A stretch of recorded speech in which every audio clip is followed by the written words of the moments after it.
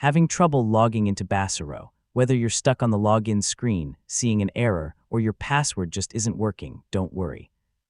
Most login issues are easy to fix with a few simple steps. In this guide, I'll show you how to fix Baserow login issues in 2026.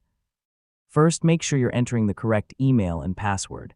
Double-check for spelling mistakes, extra spaces, or wrong capitalization. If you're not sure about your password, click the Forgot Password option, then follow the reset instructions sent to your email. Sometimes the reset email may take a minute or go into your spam folder. A weak or unstable internet connection can prevent login requests from completing. Make sure your connection is stable before trying again.